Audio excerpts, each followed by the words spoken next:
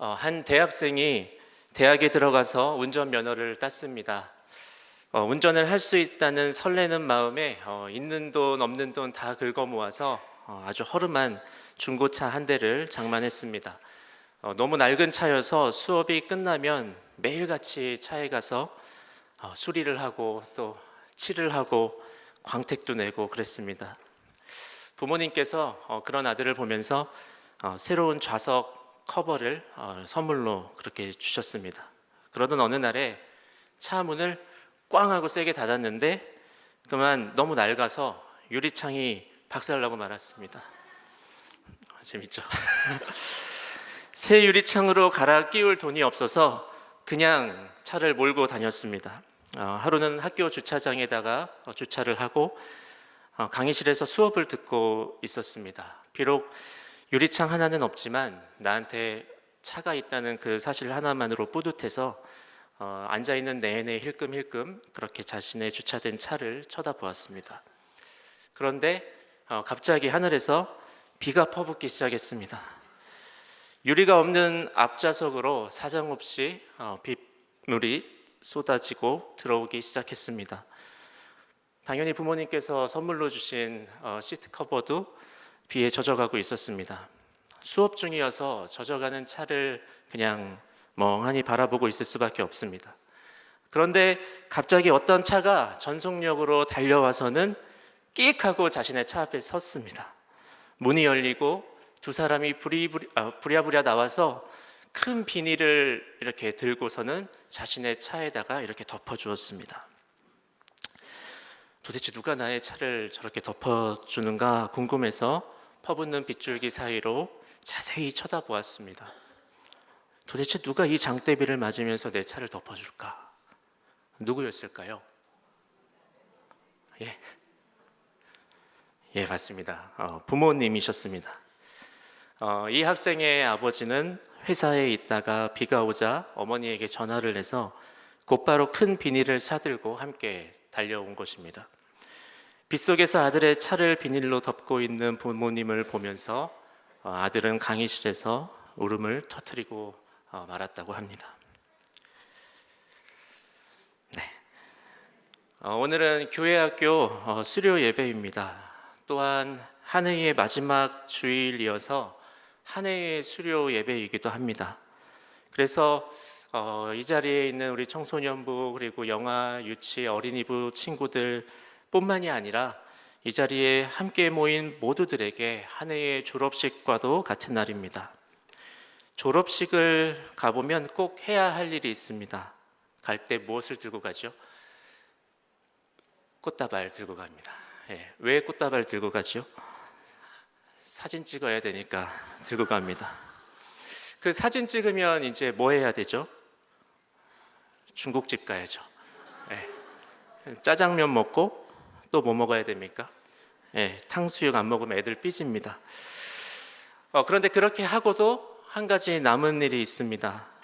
뭐냐면 부모님 혹은 이제까지 이 학업을 잘 할 수 있도록 도움을 주신 분들을 위해서 자기가 쓰고 있는 학사모와 가운을 벗어서 부모님께 혹은 조부모님께 혹은 이제까지 도움을 드린 어떤 분에게 그렇게 입혀드리고 또 이렇게 세워드리는 일입니다. 왜 그렇게 할까요? 그분들의 헌신과 도움이 없었다면 이 자리까지 올 수가 없었기 때문에 그분들의 사랑과 헌신을 기억하고 감사를 표현하는 것입니다. 마찬가지로 오늘 수료 예배 때에도 꼭 해야 할 일이 있습니다. 꽃다발 들고 오셨나요? 사진도 찍으셔야 되고요. 그런데 하나님의 은혜를 기억하고 감사하는 일입니다. 2018년 한 해의 마지막 주일인 오늘 이 시간에 하나님의 은혜를 기억하고 감사하는 복된 시간이 되시기를 축복드립니다. 그 확인해야 하는 하나님의 은혜는 무엇일까? 함께 좀 생각해 보면 좋겠습니다. 우리가 은혜라는 말을 참 많이 씁니다. 이름에도 은혜가 많고요. 그런데 잘 알지 못하고 사용하는 단어 중에 은혜라는 말이 단연 최고인 것 같습니다. 은혜 받았습니다 라고 하는 말을 우리가 많이 씁니다. 특히 설교자들 같은 경우에는 설교 후에 그 말을 듣고 싶어 합니다. 그런데 우리가 언제 은혜 받았습니다라고 할까요? 언제 그렇게 하시나요? 뭔가 설교를 듣고 감동을 받았을 때, 혹은 느낌이 썩 괜찮았을 때, 그럴 때 주로 씁니다.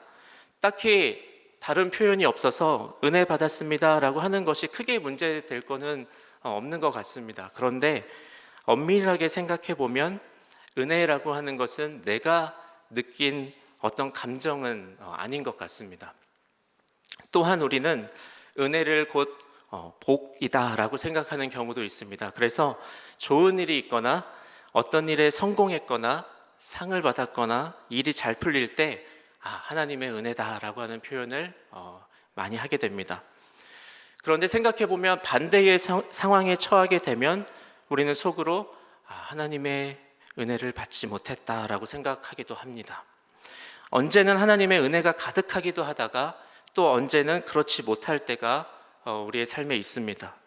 그런데 과연 하나님의 은혜라고 하는 것이 우리의 감정과 상황에 따라서 때로는 충만하기도 하고 또 때로는 그렇지 않을 수도 있는 그런 것일까라고 하는 그런 질문이 듭니다. 과연 하나님의 은혜라고 하는 것이 인간의 기준에 따라서 좌지우지 될 수 있는 것일까라고 하는 그런 질문을 함께 좀 나눠보고 싶습니다. 은혜라고 번역된 그레이스라고 하는 단어는 우리가 아는 것처럼 원래 헬라 말로는 카리스라고 하는 말입니다. 호의나 선의를 뜻하는 그런 단어입니다. 우리가 갖고 있는 신약 성경에 무려 156회나 사용된 아주 핵심적인 단어입니다. 하나님께서 자격이 없는 죄인들에게 호의를 베푸시는 것을 가리킬 때에 이 단어가 쓰였습니다. 나의 어떠함이 아니라 전적으로 하나님의 선택과 호의로 주어진 것, 그래서 선물과 같은 것, 그것이 바로 은혜입니다. 그래서 은혜 받았습니다라고 하는 말은 내 감정이 좋고 내 상황이 잘 풀려서 그렇게 나의 기준에 따라 사용하는 표현이 아니라 내 스스로가 자격이 없는 존재임을 실존적으로 인식을 하고 그런 나조차도 조건 없이 불러주시고 자녀 삼아주신 하나님의 사랑을 만난 그 사람만이 할 수 있는 말이 바로 은혜 받았습니다라고 하는 말입니다. 오늘 한 해를 마무리하는 이 자리에서 저와 여러분의 자격과 상관이 없이 먼저 선택하시고 자녀로 부르신 하나님의 그 놀라운 은혜 앞에 서는 귀한 시간이 되기를 축복합니다. 우리 앞에 찾아온 그 은혜 앞에서 저와 여러분의 자격이 없음을 발견하고 그런 나조차도 사랑하시겠다고 하는 그 하나님의 은혜 가운데 거하시는 시간이 되기를 바랍니다. 이 시간에 하나님의 은혜를 그 어떤 책보다도 성경에서 잘 설명해 주고 있는 책이 하나 있습니다. 그것이 바로 오늘 우리가 함께 읽은 갈라디아서라고 하는 편지입니다. 갈라디아서는 사도 바울이 썼습니다. 1차 전도 여행을 하면서 갈라디아 교회가 그게 교회 이름이 아니고요, 지역 이름입니다. 그 지역 갈라디아라고 하는 지역에 있는 여러 교회들, 사도 바울이 1차 전도 여행을 하면서 세운 그 여러 교회들에게 보낸 편지가 바로 갈라디아서입니다. 그런데 이 갈라디아서를 보면 바울이 쓴 다른 편지들과는 다르게 사뭇 다른 분위기를 느낄 수가 있습니다. 보통 바울은 편지의 서두에서 감사 기도를 합니다. 여러분이 이렇게 바울의 편지들을 읽어보면 감사한 고백들을 주로 이 앞부분에다가 많이 적어놨습니다. 그런데 갈라디아서만큼은 조금 다릅니다. 왜냐하면 1장 6절과 9절을 성경이 앞에 있으신 분들은 이렇게 찾아가시면서 보면 뭐라고 하냐면요, 감사기도 대신에 이렇게 합니다. 저주를 받을지어다. 굉장히 강한 경고를 처음부터 하고 있습니다. 그리고 3장 1절을 보시면 갈라디아 지역 성도들을 향하여서 좋은 말이 아니라 어리석도다 이렇게 이야기합니다. 그리고 3장 3절에 가면 너희 왜 이렇게 어리석니? 라고 합니다. 그리고 또 한 장 넘겨서 4장 20절을 가면 나 너희가 아주 의심스럽다 이렇게 편지를 쓰고 있습니다. 전체적으로요 분위기가 썩 그렇게 좋지 못합니다. 지금 그렇게 분위기가 썩 좋은 것 같지 않습니다. 그런데 왜 바울이 이렇게 노발대발하면서 편지를 쓰고 있을까요? 그 이유는 이제까지 힘써서 전하고 가르친 복음의 진리가 송두리째 흔들리고 있기 때문에 바울은 그렇게 쓸 수밖에 없었습니다. 유대인이면서 그리스도인이 된 사람들이 어느 날 이방인으로서 그리스도인이 된 이들에게 찾아와서는 이런 가르침을 전했습니다. 너희가 하나님의 백성, 하나님의 자녀가 되려면 예수님을 믿는 믿음만으로는 안 돼. 그것과 함께 우리가 지키는 율법의 행위들을 너희도 지켜야 돼. 그래야 하나님이 너희들을 인정하셔. 이렇게 이야기했습니다. 그래서 너희는 안식일도 지켜야 되고 할례도 받아야 돼. 그렇게 하지 않으면 너희는 하나님의 자녀가 될 수 없어. 그러니 이 율법의 의무를 함께 지고 가자면서 그런 가르침을 전했습니다. 그런데 바울에게 있어서 이것은 조금 다른 복음이 아니라 아예 복음이 아니었습니다. 하나님의 은혜 자체를 송두리째 뒤집어 엎어서 무효화시키고 있었기 때문입니다. 그래서 이 6장에 걸친 편지 내내 바울은 목청을 높여서 이 편지를 쓰고 있습니다. 그래서 우리가 도대체 바울이 하고 싶은 이야기가 무엇일까라고 찾아보면 우리 2장 16절을 함께 읽어보면 좋겠습니다. 2장 16절을 우리 큰 소리로 함께 읽도록 하겠습니다. 사람이 의롭게 되는 것은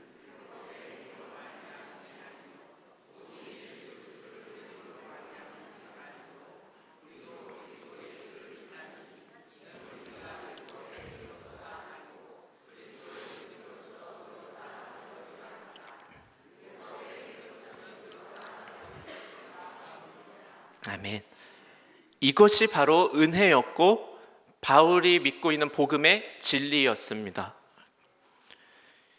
바울이 이것을 왜 이렇게 화를 낼 만큼 중요하게 여겼냐면 그가 그냥 교리를 중요시 여기는 사람이어서가 아니라 들어보십시오. 하나님의 백성 자녀가 되는 것이 만약에 하나님의 공로가 아니라 인간적인 노력으로 되는 순간에 하나님의 은혜가 완전히 뒤틀려 버리기 때문입니다. 무슨 말이냐면 인간적인 노력에 따라서 하나님의 호의를 받을 수 있는 사람과 그렇지 않은 사람이 나누어질 수 있다는 말입니다. 등급이 매겨질 수 있다는 말입니다.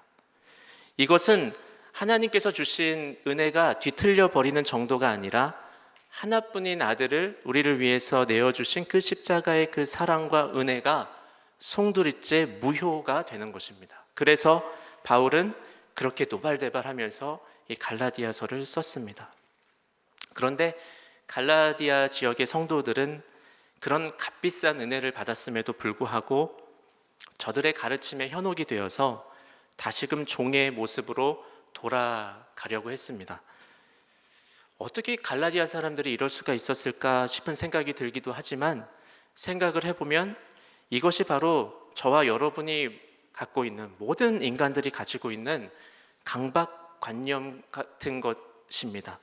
신을 위해서 내가 무언가를 해야 신으로부터 인정을 받고 복을 받을 수가 있다고 하는 그런 강박관념입니다. 많은 종교가 이것을 아름답게 포장해서 이렇게 이야기합니다. 종교심이라고 그렇게 이야기합니다.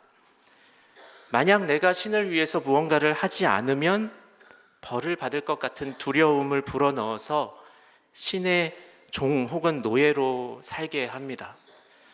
그런데 하나님께서는 우리를 종으로 부르셨습니까? 그렇지 않습니다. 뭐라고 부르셨습니까? 사랑하는 나의 딸이고 아들이라고 부르셨습니다. 자녀라고 부르셨습니다. 그래서 이 종교심이라고 하는 거룩한 용어로 포장된 이 강박관념이야말로 아빠 하나님의 마음을 가장 아프게 하는 것입니다. 하나님께서 우리에게 원하시는 것은 묵직한 종교적인 행위가 아닙니다. 화려하고 빈번한 그런 번제도 아닙니다. 그것이 아니라 하나님을 아는 것입니다. 하나님과 관계를 맺고 아빠와 자녀가 함께 손잡고 살아가는 것처럼, 엄마랑 딸이 함께 손잡고 살아가는 것처럼 그렇게 살아가는 그 관계를 원한다고 호세아 선지자는 우리에게 말씀합니다. 제가 과거에 다른 교회에서 청소년부를 담당하고 있을 때였습니다. 그 교회에는 유독 외국에 나가 있는 유학생 청소년들이 조금 많이 있었습니다. 그래서 여름방학이 되면 갑자기 부흥을 합니다. 전 세계에서 이 친구들이 집결을 합니다. 그래서 평상시에는 요만큼 있던 친구들이 방학만 되면 이만큼이 있습니다. 그런데 제가 이 친구들을 만나면서 조금 이상한 점을 발견했습니다. 한 학생이 한국에 들어올 때마다 병원에 가는 겁니다. 어디가 아픈가 싶어서 하루는 대화를 나눴는데 점점 이야기를 하다 보니까 자기 속 이야기를 꺼내놓기 시작했습니다. 그 속 이야기가 뭐냐면 한국에 들어올 때마다 많은 스트레스를 받는다는 겁니다. 뭐가 그렇게 스트레스를 받니? 뭐가 그렇게 힘드니? 그랬더니 우리 생각할 때는 유학 가서 그렇게 지내면 마냥 좋을 것 같은데 이 친구가 하는 말이 놀랍게도 부모님을 실망시켜드리지 않기 위해서 애쓰는 것이 가장 힘들다고 합니다. 부모님의 기대에 부응하기 위해서 정말 안간힘을 다 쓰는 겁니다. 그래서 한국에 계신 부모님과 전화 통화를 할 때도 걱정을 끼쳐드릴 것 같은 이야기는 쏙 빼놓고 한답니다. 그리고 전화를 끊고는 베개에 얼굴을 파묻고 우는 겁니다. 많은 유학생 청소년들이 이런 말을 합니다. 사실 부모님은 진짜 나를 몰라요. 이렇게 이야기를 합니다. 그래서 제가 만난 그 학생은 한국에 들어올 때마다 정신과를 다니곤 했습니다. 그런데 제가 만난 그 친구만 있는 줄 알았더니 이렇게 인터넷을 좀 보다 보니까 대부분의 전부는 아니지만 많은 경우에 청소년들 어린 나이에 유학을 간 그 친구들이 이런 같은 어려움을 호소하는 것을 볼 수가 있었습니다. 참 안타깝죠. 부모님을 위해서 정말 나를 위해서 모든 것을 다 바쳐서 헌신하고 계시는 그 부모님을 위해서 그분들을 실망시켜드리지 않기 위해서 무언가를 해야 한다는 강박관념 속에서 살아가고 있는 모습을 본 적이 있습니다. 참 어떻게 생각하면 너무나 기특하고 착합니다. 그런데 한편으로 보면 참 안타까운 생각이 많이 들기도 합니다.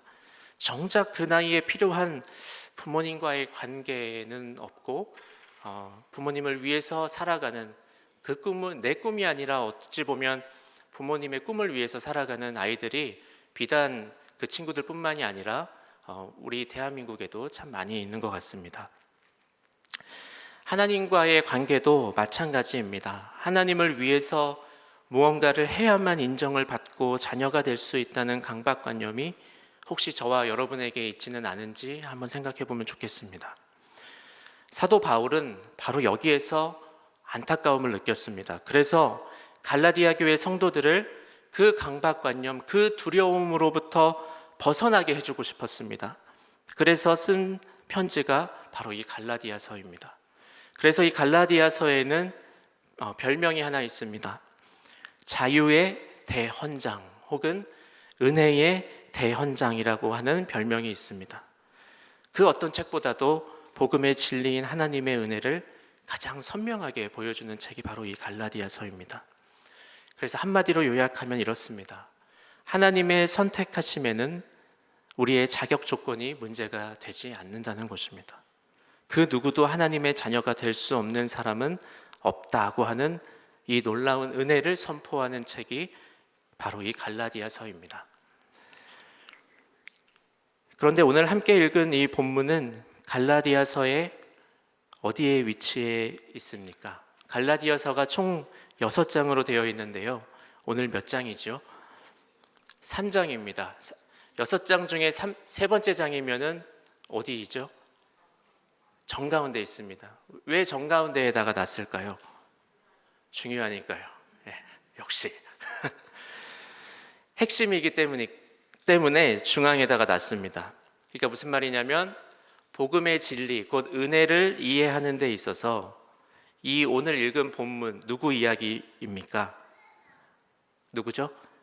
아브라함입니다. 예, 아브라함의 이야기를 이해하지 않고는 안 된다는 말이겠죠.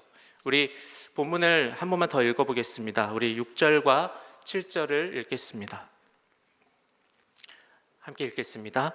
아브라함이 하나님을 믿음에 그것을 그에게 의로 정하셨다 함과 같으니라.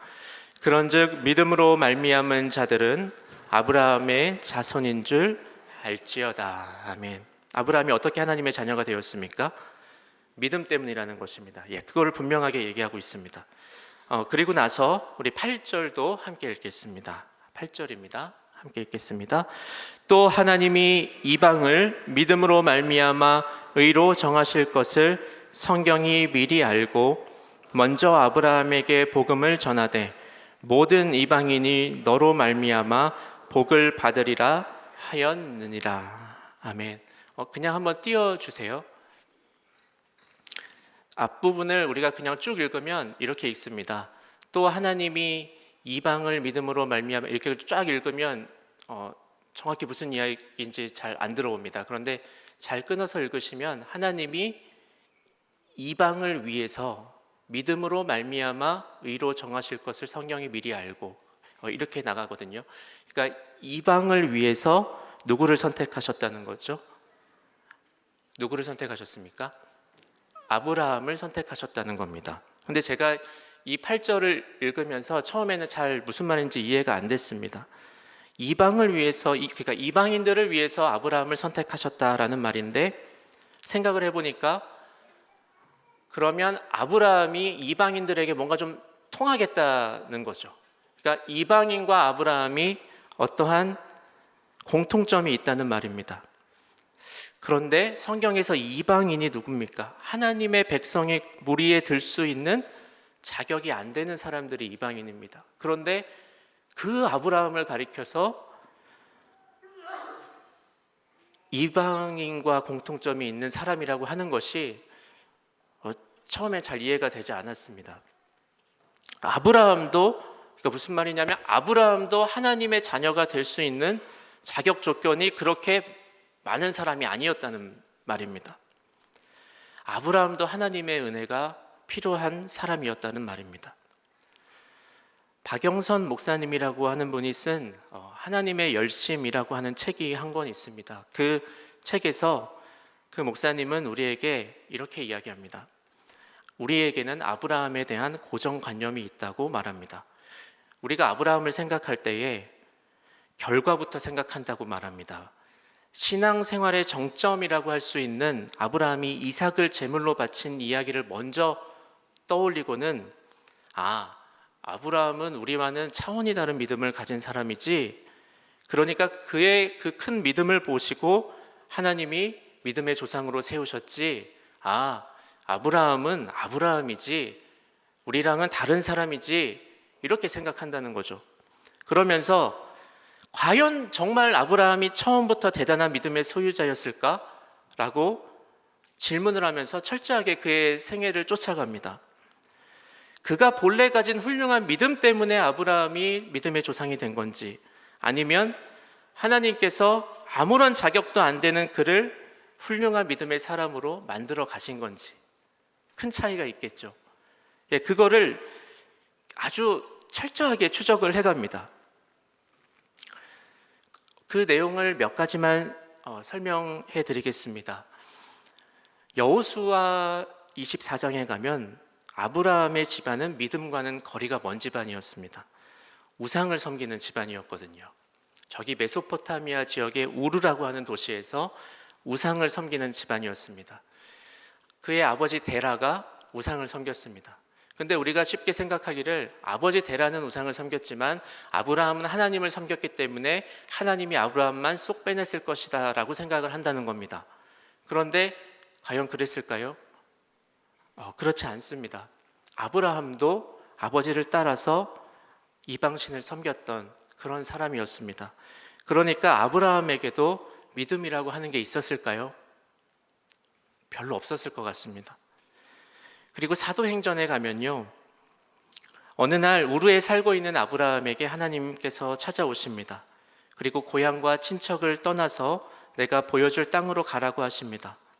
아브라함도 생전 처음 신의 방문에 놀랐을 것입니다.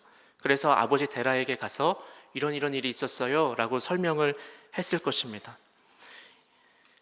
이방신을 섬겼지만 하나님은 몰랐지만 종교심이 있었던 이 아버지 데라가 고민하다가 가족을 데리고 우르를 떠났습니다. 그리고 하란이라고 하는 도시에 갔습니다. 하지만 이 데라에게도 믿음이 있었던 것이 아니어서 하란에서 더 이상 가지 못했습니다. 거기에서 생을 마감했습니다. 이 책에 보니까 데라라고 하는 이름의 뜻은 연기하다, 지연시키다 라고 하는 뜻이라고 합니다. 그러니까 데라는 거기에서 하나님의 말씀이 있었음에도 불구하고 그냥 거기서 지연시키고 연기시킨 겁니다. 그 믿음으로 더 이상 믿음의 걸음을 띄지를 못했습니다. 거기에서 생을 마감했습니다. 만약에 아브라함은 믿음이 있었더라면 아마 아브라함이 아버지는 그냥 계세요, 저라도 갈게요 라고 하고 갔었을 테지만 아브라함도 아버지가 죽을 때까지 하란에 머물러 있었습니다. 그런 거 보면 아브라함도 당시에 믿음이라고 하는 것이 그렇게 없었던 것 같습니다. 오히려 그 가족을 계속해서 밀어내고 있는 분은 믿음의 조상 아브라함이 아니라 하나님이십니다. 이제 아버지를 여의고 하란에 있는 아브라함에게 하나님께서 두 번째로 찾아오셨습니다. 그게 우리가 잘 알고 있는 창세기 12장 1절에서 3절입니다. 이게 첫 번째가 아니라 이게 두 번째입니다. 결국 아브라함이 하란을 떠나서 가나안 땅으로 들어가게 됩니다. 그때에도 아브라함은 그렇게 대단한 믿음이 있었던 것 같지 않습니다. 가나안 땅에 살 때도 마찬가지입니다. 하루는 기근이 들어서 애굽으로 피신을 가야 됐습니다. 그런데 거기서 어떻게 했습니까? 자신의 아내를 누이라고 속일 수밖에 없었습니다. 그렇게 하지 않을 만한 믿음이 그에게 없었습니다. 인간적인 방법으로 자기가 살 국리를 철저하게 했습니다. 그게 바로 아브라함이었습니다. 그런데 그 자리에서 아브라함이 이집트의 왕 바로조차도 꼼짝 못하게 하는 하나님을 만나게 됩니다. 그러면서 조금씩 믿음의 씨앗이 싹 터가게 됩니다. 그 이후에도 아브라함은 한참 전에 아들을 약속받았지만 임신 소식이 없었습니다. 그러자 어떻게 했습니까? 당시의 풍습대로 여종을 취해서 아들을 낳았습니다. 그가 이스마엘입니다. 하지만 하나님께서는 아니다. 그 이스마엘이 아니라 내가 약속한 아들이 태어날 것이다. 그렇게 말씀하시면서 계속해서 믿음의 훈련을 시키시면서 믿음의 사람으로 세워가셨습니다. 그렇게 수많은 실패와 좌절을 했지만 하나님께서는 아브라함을 끝까지 사랑하시면서 믿음의 사람으로 세워가셨습니다. 그렇게 오랜 세월, 온 생애를 다 거친 후에야 마침내 이삭을 바칠 수 있는 믿음의 사람이 되었습니다. 자, 어떻습니까? 아브라함이 처음부터 대단한 믿음을 소유했기 때문에 하나님께서 그를 선택하셨습니까? 아닙니다. 이방인이었고 이방신을 섬겼고 믿음의 밑자도 모르는 그냥 사람 아브라함이었습니다. 그런데 하나님께서 그를 부르셨습니다. 그리고 일생을 통해서 그와 함께 하시며 하나님이 친히 그를 믿음의 사람으로 세워가셨습니다. 그의 일생을 보면서 이 사실을 깨닫습니다. 믿음조차도 선물입니다. 믿음조차도 하나님께서 주시는 것입니다. 그래서 갈라디아서의 전체 맥락에서 아브라함의 일생을 다시 한번 보면 오직 은혜로만 세워진 사람이 아브라함입니다. 그래서 이 갈라디아서의 한 복판에서 우리는 하나님의 은혜를 만나게 됩니다. 그런데요, 아브라함은 아브라함이니까 라는 고정관념에 갇혀서 읽게 되면은 자꾸 하나님을 위해서 뭔가를 해야 한다는 강박관념에 갇히게 됩니다. 아브라함처럼 나도 해야지, 아브라함이 한 것처럼 나도 처음부터 해야지 라고 하는 비교의식 속에 갇히게 됩니다. 이것이 바로 갈라디아 지역 교회들에 들어온 잘못된 가르침이었습니다. 은혜를 무효화시키고 다시금 종으로 살게 하려고 하는 거짓 복음이었습니다. 그래서 사도 바울은 아브라함의 이야기를 갈라디아서의 가장 가운데에다가 집어넣었습니다. 그러면서 이렇게 이야기합니다. 너희가 믿음의 조상이라고 생각하는 그 아브라함조차도 하나님의 은혜로만 의롭다 인정을 받은 사람이었다라고 우리에게 알려줍니다. 부족한 나를 택하셔서 끝까지 포기하지 않고 믿음의 사람으로 세워가시는 하나님을 만나는 것이 바로 아브라함이 평생 동안 누린 복이었는 줄로 믿습니다. 그래서 우리 마지막 9절을 함께 읽겠습니다. 그러므로 믿음으로 말미암은 자는 믿음이 있는 아브라함과 함께 복을 받느니라. 아멘. 아브라함의 복을 함께 누림으로 믿음의 사람으로 세워져가는 은혜가 저와 여러분의 온 생애 가운데 충만하시기를 축복드립니다. 이제 말씀을 마치겠습니다. 오늘은 수료 예배로 함께 모였습니다. 일반적으로 수료식 혹은 졸업식을 생각하면 내가 이룬 것들, 내가 성취한 것들을 드러내는 자리다라고 생각될 때가 있습니다. 그러나 졸업식 때 우리에게 도움을 주신 분들을 기억하고 감사하는 것처럼 우리는 오늘 이 시간에 하나님의 은혜만을 기억하고 감사할 수 있기를 소망합니다. 오직 하나님의 은혜로 새 사람이 된 바울은 그래서 갈라디아서 교회들에게 보내는 편지의 마지막에서 이렇게 고백했습니다. 우리 6장 14절 상반절인데요, 함께 읽겠습니다. 그러나 내게는 우리 주 예수 그리스도의 십자가 외에 결코 자랑할 것이 없으니. 이 고백이 저와 여러분의 고백이 되기를 원합니다. 이미 오늘 오전에 교회학교 각 부서에서는 수료식을 했습니다. 한 해 한 해 자라가는 영아부부터 청소년부에 이르기까지 아이들과 학생들의 모습, 그리고 그들을 위하여서 수고와 헌신을 아끼지 않는 선생님들의 그 헌신적인 모습을 보면서 참 감사했습니다. 바라기는 이 아이들과 학생들이 나중에라도 선생님들의 기도와 헌신을 기억해주면 참 고맙겠다라는 생각이 들었습니다. 알겠지, 얘들아? 그런데 생각해보면 이 모든 일을 이루어 가시는 분은 다름 아닌 하나님 아버지이십니다. 눈에 보이지는 않지만 졸지도 주무시지도 않으시며 저와 여러분을 믿음의 사람으로 길러내시는 분은 바로 목자이시며 농부이신 우리 하나님 아버지이십니다. 때로 실패하고 좌절하는 그 순간에도 여전히 우리를 포기하지 않으시고 사랑하시는 하나님 아버지만 기억하실 수 있기를 바랍니다. 잠시 후에 수료자 대표 및 개근상과 모범상 시상을 할 겁니다. 그런데 사실 깊이 생각해 보면요, 이 상들은 내가 잘해서, 내가 남보다 더 잘나서 받는 상은 아닙니다.